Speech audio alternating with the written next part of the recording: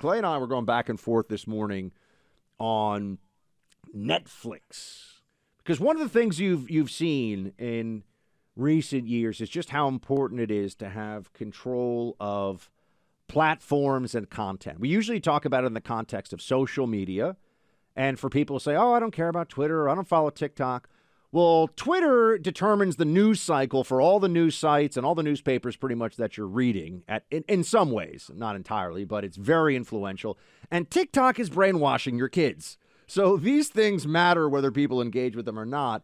Netflix, Hulu, Amazon Prime, these are major streaming services. In the case of Amazon, part of what is effectively the largest company in the world, or in the top 3, depending on what month we're talking about, what the stock price is. And Netflix has gone woke, or was woke perhaps all along. We're just more aware of it now. Elon Musk, who we give a lot of props to on the show because the guy's obviously a genius and a world-class entrepreneur. Clay, he says the woke mind virus is to blame for Netflix tanking. The stock dropped 32%, on track for the biggest drop in a decade. It is hemorrhaging viewers. And remember, this is important, where did Obama go to get tens of millions of dollars basically showered on him right when he finished the presidency? A Netflix deal. This is the heart of the left's cultural dominance right now, and something's going on at Netflix. What do you think it is? Well, first of all, Buck, we've talked about this. I've got Netflix stock, so I've had it for a long time. So full disclosure, Travis over here. Yeah, the stock is right now, I'm looking as we're speaking, Buck, down 37%. Basically has wiped out multi-years of gains that the stock had seen, down around $129 as we speak. And I'm fascinated by this on so many different levels, Buck, because Netflix was over $700 a share as recently as basically a year ago. And you know that conventional wisdom is often wrong. In fact, one of the big, flashing red lights for many things should be when the experts, the quote-unquote experts, all agree on something. And so everybody agreed that streaming was going to be the future, right? That your cable and satellite bundle, that you sit down, you put on your television, that was fading rapidly. And that certainly has been true as people cut cords. Netflix had a competitive advantage for a while, Buck. But then everybody decided to get into streaming. And you were just mentioning, in my house, we've got Disney Plus, Amazon Prime, Hulu, HBO Max, Paramount, like basically everything you can think of. And this idea, and I know a lot of people out there dealing with 8.5% inflation, what they sold us, Buck, was the idea, streaming is going to save you money because you won't need to pay as much as you are for your cable or satellite subscription. The reality is most people are having to pay as much or more now for their streaming services as they ever paid for cable. And if you are still keeping a cable subscription, which I am, all of a sudden the cost have skyrocketed. And I was thinking about this, Buck, because yes, the woke angle I think plays in, but also the idea that streaming was going to be a great business. Maybe a total lie because they're not making much money. Disney's losing money on Disney CNN. Plus right now. I think CNN Plus just shut down. They're on the precipice basically of bailing on the whole thing. Yeah. They just signed Chris Wallace for, I think it was $12 million a year, which, by the way, I don't even know what to say. Some people just don't understand how lucky they are to be where they are and think that they're always better than whatever incredibly lucky position they're in. And I think he's one of those individuals. Left a great gig at Fox, which, as we know, Fox is unbelievably effective at putting programming on that millions and millions of people watch every show. The most effective media company probably in the United States in terms of being able to mobilize audience, if you consider sports, if you consider Fox News, all of those rolled in together. And so CNN streaming has this problem, obviously, right now. Netflix, Hulu, these are massive companies that have really become more powerful than the Hollywood studios. I mean, I know about this. I have a family friend who runs a sort of small independent studio, and he complains sometimes about how, you think that Paramount or you think that, Universal is going to write the biggest check for a new series or for a new – not true. Amazon, if they want it, they'll get it. Netflix, if they want it, they'll write the biggest checks, which means they also have a tremendous say in what gets made and what doesn't. The same way in the news cycle, everybody, really the biggest decision is what are you covering, right? More than anything else, how you cover it matters, but what you cover. And in the content, in the creative side, what gets made, what gets green-lighted, and what doesn't is an enormous differentiator. And I have noticed this, and I remember in the early days of Netflix, I was like, "This is pretty cool." First, were you a CD or not CD? A DVD guy in the mail. I would do it because, by the way, we used to live in the Caribbean. That's where I practiced law when I first graduated, and so there weren't DVD rental places. You couldn't get a great collection, so I was one of the early Netflix subscribers because if you wanted to watch a movie, there weren't like DVD rental places that were easy to find in the islands. So just put that aside for a second because I'm gonna speak on behalf of the audience and clayandbuck.com here when I say we have not seen enough Clay Caribbean lawyer photos or anything. I don't know how many of them, they're not digital because that was the day before, that's like remember those little cameras you had to take the remember back in the day when you first got the camera on your phone, like you couldn't even really tell what you were taking a picture of. My life circa, I'm sure this is true for a lot of other folks here, my life circa 2012, 2011 is far better documented through email, video, photo, and everything than any time before. It's because the technology changed so rapidly. But anyway, back onto Netflix, it has been getting more and more woke. Yeah. And it's annoying. And I've actually thought about this, and I give full credit to I have a family member who we're all boosting this one family member's Disney Plus subscription. And as soon as they fired Gina Carano, this family member canceled it right away. So we all got to kind of ride along with that cancellation, but I would have canceled it on that. I thought about canceling Netflix too. Clay, when was the last time you scrolled through? It's just, first of all, most of the comedians are super woke. I like stand-up stuff, and you'll see nothing but wokeness there. But on a lot of the programming, you watch this and you go, oh, so they're just bludgeoning me over the head here with the agenda. This is all about, and it doesn't matter what the period is. It's going to be about diversity and inclusion, or it's going to be about transgender rights. And they go to some pretty extreme lengths with that stuff in a way where you say, I just want to be entertained. But the left, just like with Hollywood before, folks, they want you to believe what they believe. That's even more important to them.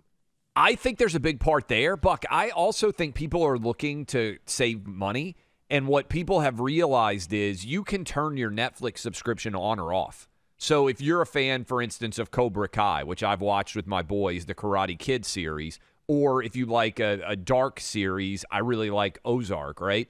But whenever they come out with a new version of that, you can wait. You can sign up for a month. You can catch up on everything that you might be interested in, and then you can bail. So instead of having to pay over $100 for a year, you might be able to pay $20, see everything that you need to see. And I think they've reached their apex, and I don't know where we go from here. I'm actually fascinated by Disney, for example, because the cable and satellite bundle is declining. The number of people who have cable and satellite. So they were like, hey, we've got to step from this sinking ship over to another ship, right? The streaming ship. But they still haven't made money there. And if we've already reached peak streaming, they may be on simultaneously two different sinking ships from a media perspective. Because whatever you think of these shows, Buck, they are wildly expensive to make.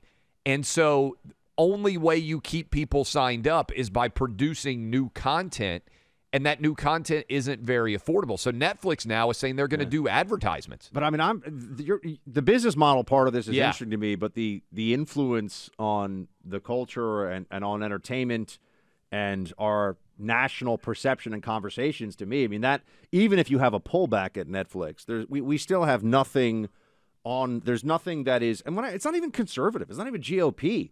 Just make things that are meant to entertain people instead of make things that are meant to create a political perception in the audience. Doesn't matter. They're making a show about 9th century Viking invasion of England, which is usually stuff that I love. There'll be some wokeness thrown in there. It doesn't matter. All of a sudden, it is not beyond them. They'll be doing characters, You'll be at like the Battle of Poitiers or Crécy, and all of a sudden some character will be like, well, maybe we should consider transgender rights more. You say, wait, what? I'm pretty sure this wasn't. They will put it anywhere, and they're infusing the content with politics all the time. It's because they have this vision of change. And look, this is why it was so important to those Disney executives. For everybody, that I think that was what really rattled people when they saw from the very top, the chief content officer of Disney wants to talk about pansexuality and how there need to be more pansexual cartoon characters that your children are watching. That is just fact. That is the country we live in right now. Well, and it's also the antithesis of everything Walt Disney stood for. So whatever you think about Disney today, know that Walt Disney would be rolling over in his grave at the idea of what his company has become. Because if you've been to Disney World, if you've been to Disneyland, Main Street USA, there are few places that were more patriotic than Disney. And there were few business executives more patriotic and anti-communist than Walt Disney and his embrace of American exceptionalism. So the idea that his company today could have become what it has, I think would infuriate Walt Disney if he were still alive at this point in time. I mean, you just look at when you walk into Disney World, it's supposed to be a place that removes all like politics, right? The happiest place on earth. And instead, they have consistently made the decision that they have to put politics directly into their product. I think it's even an escalation. What we've seen from the left is an escalation over something that is near and dear to your heart, Clay, which is sports as the refuge that everybody used to be able to have, right? They've completely wokened. They've completely made woke sports now. And as you say, maybe even more so than the political media, the sports media, now they've gone for children's entertainment. Now they've realized that's really where they want to push. That's really where they want the messaging to go. And that tears down the patriarchy and that wants all of this stuff is being infused in content for your children. That's also why, conservatives were not by nature the first to adopt some new trendy thing, right? We like what we like. We feel like we know what works and doesn't. We're busy people, right?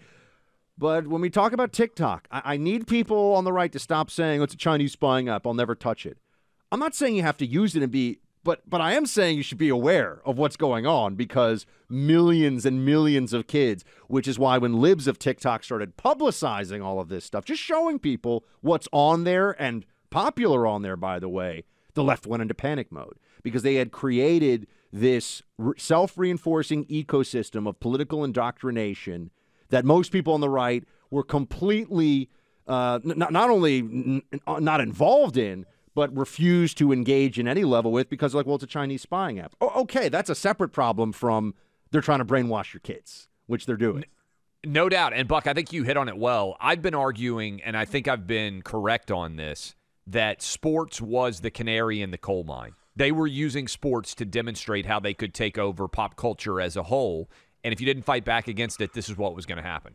Netflix, to their credit, stood up for Dave Chappelle in that transgender battle.